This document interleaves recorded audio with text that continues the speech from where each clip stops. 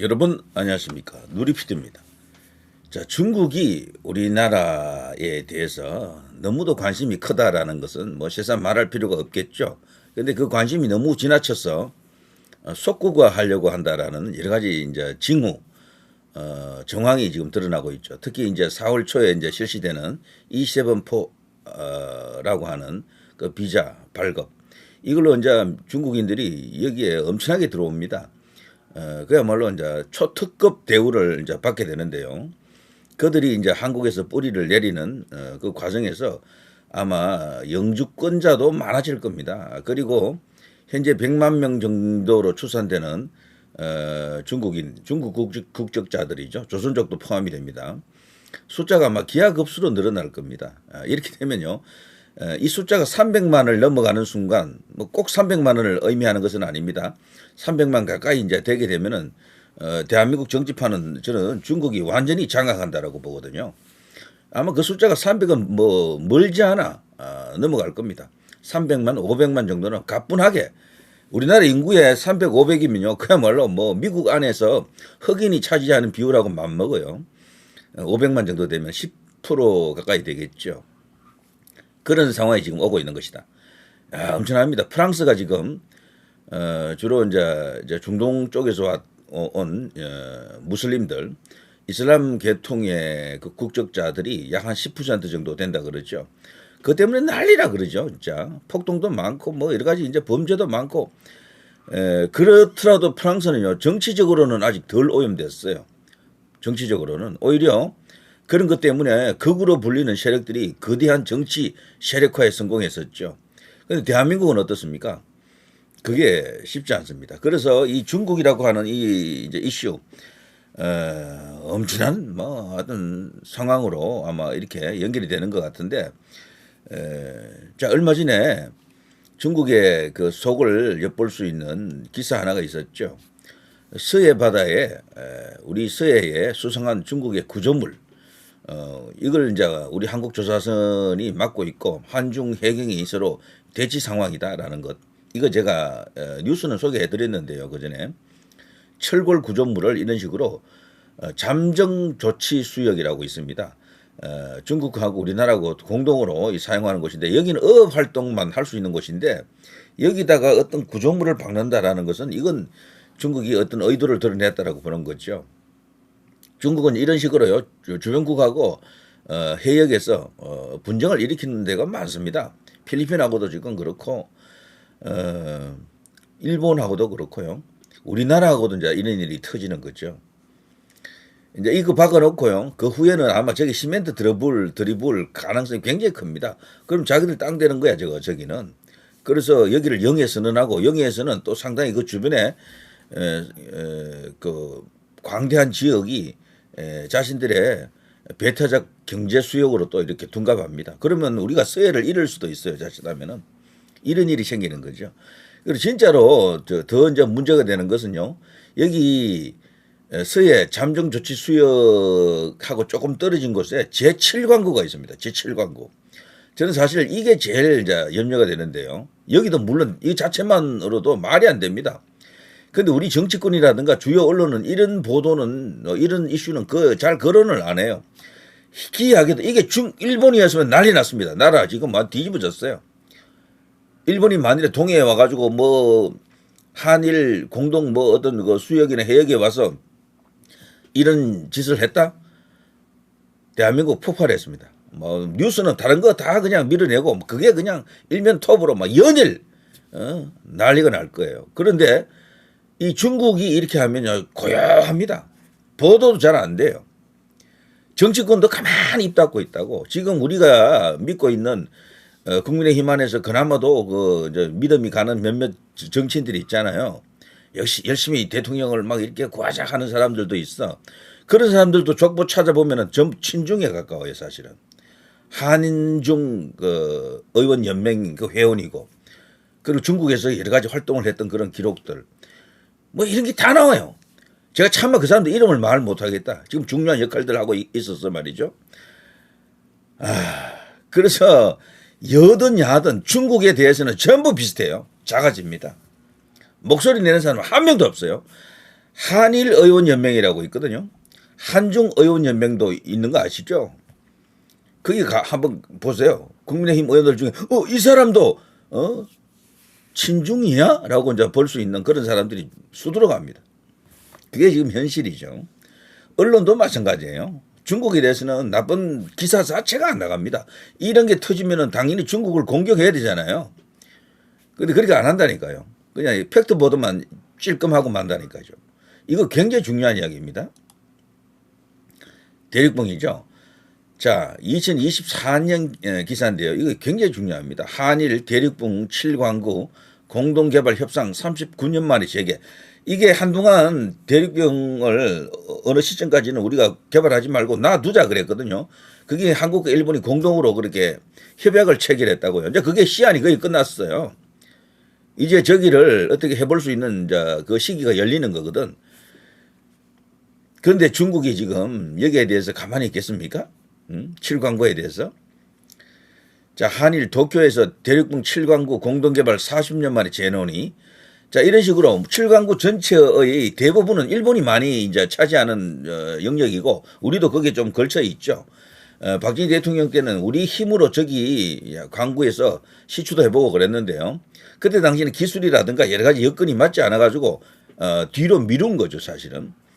근데 이제 드디어 그 때가 왔습니다. 저기서 정말 대박이 터지기를 이제 기대하는데 여기에 이제 불충격이 이제 하나 뛰어드는 게 바로 중국이 되겠죠.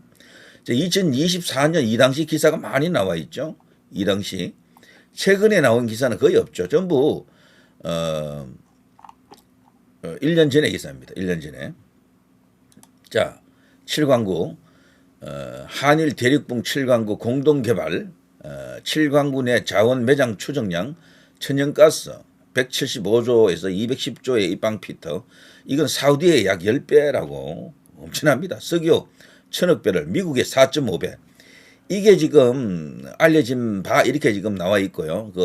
이 정도는 충분히 가능하다라는 게 일반적인 평가입니다. 이게 진짜 터지면 이걸 우리나라가 혼자 독식한다 그러면 대한민국은 끝났습니다. 솔직히 말해서.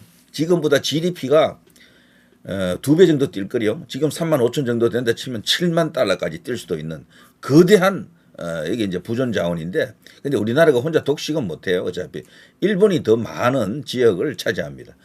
자, 9천조 묻힌 7광구 협상 종료 통보 남은 시간은 1년. 요게 2024년 2월이잖아요. 그러니까 이게 끝난 거예요. 이게 정말 크게 언론에서 보도를 안 한다 뿐이지 드디어 그 때가 온 것이죠. 이 7광구가요. 7광구 보면 아시겠습니다만 제주도 동남쪽에 있고요. 이어도 동쪽에 있습니다. 제1소구에서 여러 소구가 있습니다. 여기에 한일 공동개발 구역으로 지금 설정해 놓고 있는 거죠. 자, 이런 식입니다. 여기 이제 빨간 테두리를 한 요 지역이 이제 제7광구인데요. 근데 여기 밑에 보면 관할권을 놓고 지금 분쟁이 일어나고 있는데요. 여기는 천연가스와 그냥 그 석유 이렇게 다 있는 곳입니다. 대한민국은 2028년까지 일본 측과 잠정 중단 그 협의를 해놨고요. 일본 역시도 마찬가지입니다. 그런데 중국이 여기 밑에 딱 들어와 있거든요. 잠정 조치 수역 내 배타적 경제 수역이라고 자기들 여기 해역이라고 수역이라고 지금 주장하는 겁니다. 옛날에 박정희 대통령 때 그때 일본하고 우리가 그때 협약을 맺을 때는 이 중국은 없었거든요. 그 당시에는 중국이라는 나라가 그렇게 뭐 힘 있는 나라도 아니고 죽의 장막 속에 있을 때라서요. 여기는 뭐 그때는 거론도 안 됐죠. 근데 이제 뒤늦게 대국 굴기 어쩌고 하면서 지금 이렇게 뛰어들어서 지금 이런 짓을 하고 있는 거죠. 여기 분명히 중국이 여기 태클 걸고 들어온다라고 봅니다. 이 중에 제1소구 요거는 우리가 맡을 가능성이 굉장히 크다고 보고요. 제3, 제5, 제6소구는 전체적으로 일본 것으로 이렇게 보는 게 맞는데 아마 중국이 들어오면은 제2, 제4소구 혹은 제6소구까지도 지들을 먹으려고 할 겁니다. 이걸 놓고 지금 한일 중에 치열한 어떤 전쟁이 벌어지겠죠. 진짜 전쟁이라기보다는 국익 전쟁이 이제 벌어지겠죠. 이제 그런 것을 이제 이렇게 얘기할 수가 있습니다. 자, 제7광구가 터지는 날 그리고 여기 운이 많이 작용한다고 보는데요. 만일에 제1소구 여기에 또 엄청나게 많이 들어있으면 우리가 사실은 지역적으로는 좁아도 엄청난 대박이 또 터질 수도 있겠죠. 그건 또 가봐야 됩니다. 자, 제7광구 개발 관련 주요 일지 1966년 한국 영일만 해역 첫 탐사부터 시작했어요. 쭉 이렇게 일련의 과정이 있습니다. 제7광구라고 하는 노래도 있었죠. 윤신의 가수 윤신의 그 제7광구. 여기 보면요, 쭉 뭐 국제적으로도 그리고 여러 가지 어떤 논란과 이슈를 거쳐서 한국 대륙붕 영유권 주장, 한일 7광구 공동개발 협정 발효, 공동개발구역 탐사 시작 뭐 이런 게 있고요. 그리고 쭉 해서 2028년에 드디어 한일 대륙붕 남북협정 종료가 됩니다. 그 사이에 많은 일이 또 있었어요. 뭐 양자 간의 교섭도 있었고, 근데 주로 우리가 일본만의 이제 일이었는데 갑자기 중국이 들어와서 여기도 이제 터가고 이렇게 자신들의 그 어떤 의지를 야욕을 드러낸다라고 할까요? 그런 상황이죠. 차려놓은 밥상에 밥숟가락 올려놓는 그런 어떤 깡패 같은 짓을 중국이 또 하려고 하는 것이다. 여기 보면 문제가 됐던 아까 앞서 이야기했던 뉴스에서 나왔던 이거 말이죠.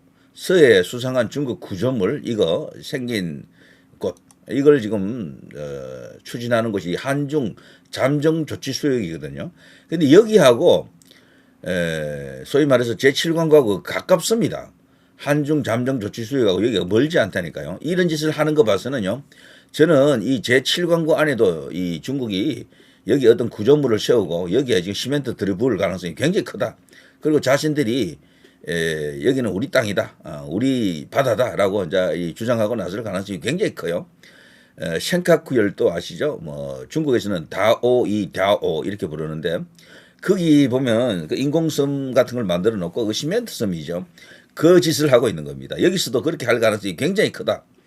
그래서 중국이 주장하는 배타적 경제 수역으로 편입할 가능성이 굉장히 큽니다. 어마어마한 여기 국익이 걸려 있다. 요즘 세계는 말이죠. 오직 국익 전쟁이잖아요. 뭐 이념 전쟁보다도 국익 전쟁이에요, 전부 다. 미국 트럼프가 바로 그 대표적인 인물이죠. 오직 국익이야, 그 사람은. 그리고 저 푸틴도 국익밖에 없어요. 저 뭐 공산주의 위해서 전쟁하겠습니까? 결국 마찬가지입니다. 중국도 요즘은요, 뭐 이념 때문에 전쟁 벌일 나라가 아니고 오직 국익입니다. 국익 전쟁이죠. 근데 여기에 이 거대한 그야말로 미국의 4.5배 정도 되는 석유가 묻혀 있다. 사우디에 뭐 몇 배입니까? 아까 말씀드린 것처럼 사우디에 약 10배 되는 그런 천연가스가 묻혀 있다. 이런 것을 이 중국이 그냥 놔둘 이유가 없습니다. 분명히 들어온다고 보거든요. 자, 이런 복잡한 이야기들이 지금 섞여 있습니다. 그래서 그 선제적으로 한번 떠보는 겁니다. 여기 한중 잠정 조치 수역에다가 일단 그런 짓을 해보고 나서 반응들을 살펴보는 거죠. 그런데 의외로 조용하네. 한국 뭐 별로 이렇게 항의도 안 들어오고 그냥 그 뭐 우리 이제 해경들이 가서 대치하는 수준. 군함이 오는 것도 아니고 해경이면 뭐 배가 그렇게 크지도 않거든요. 뭐 그냥 이 보니까 뭐 만만한데 이거 좀 집어삼킬 수가 있겠는데 먹을 수가 있겠는데 이런 생각을 가질 수가 있겠습니다. 이런 식이면은 중국은 좀 개인적으로 이번에 이걸 시도한 이유가 한중 잠정 조치 수역에서 지들이 고기를 더 잡기 위해서 그렇게 한다라는 것은 말이 안 돼요. 오로지 여기 제7광구를 노린 사전 포석으로서 일단 운을 떼보는 겁니다. 반응이 어떤지 이 소위 한국이라는 나라가 어떻게 나오는지를 지금 살피는 겁니다. 일본에게는 들이대기는 조금 겁나요. 일본하고는 해보니까 일본이 만만치가 않거든. 왜냐하면 일본은 이런 이슈가 터지면 그야말로 완전히 정색하고 대듭니다. 그리고 일본은 기본적으로 중국에 대해서는요 완전히 상호주의에 입각합니다. 때릴 때는 때리고 깔 때는 까거든요. 그리고 미국의 입장에서 서 있기 때문에 중국에 대한 어떤 여러 가지 어떤 외교적 문제가 생기면은 아주 칼같이 그냥 항의를 하고 비판을 합니다. 근데 우리나라는 그렇게 못 하잖아요. 중국 깔 수 있습니까? 우리 정부에서 중국 까는 게 없어요. 전혀 없습니다. 언론도 안 까고 정치권도 안 까고 정부도 안 까. 사실은 보수 정부도 중국 때리지 않습니다. 못 때린다고.